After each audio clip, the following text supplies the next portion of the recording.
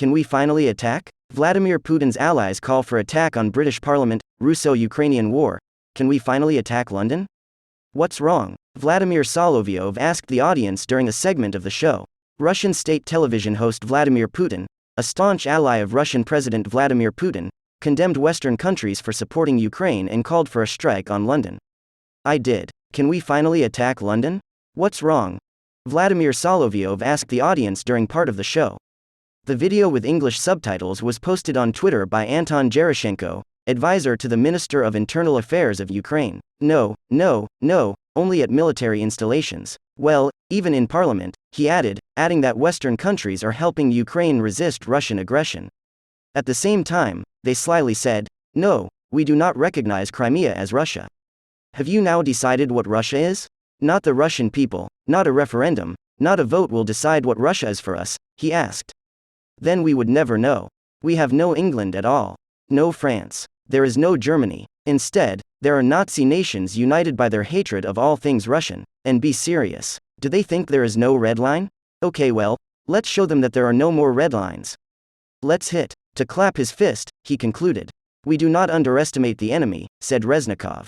I think we will try something around February 24th given that Russia lives by symbolism.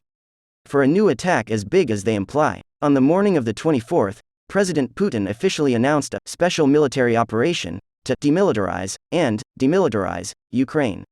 War. The speech was timed to coincide with the anniversary of Putin's recognition of the independence of eastern Ukraine's Donetsk and Luhansk regions.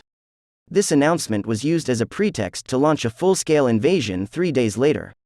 On Friday morning, Putin also launched a 3.5-hour rocket attack on Ukraine that ended up trapping millions of Ukrainians in air raid shelters. The Russian Ministry of Defense confirmed that it had carried out a massive attack on vital energy facilities in Ukraine's military-industrial complex. And Ukraine's energy minister Herman Galushenko said Russia attacked energy facilities in 6 regions with missiles and drones, cutting off electricity in much of the country. A group of brutal Russian Wagner mercenaries said Sunday they captured the village of Krasnaya Gora on the northern outskirts of Bakhmut. However, claims that the town was occupied by Russian forces have not been independently confirmed. The passenger aircraft was hit by a Russian-made missile over Ukraine, killing nearly 300 people.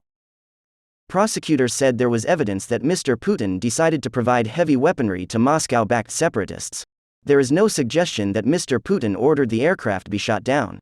The conclusions of the joint investigation team, made up of investigators from 5 countries, follow a Dutch court ruling from last year which found 2 Russians and a Ukrainian guilty of murder in absentia.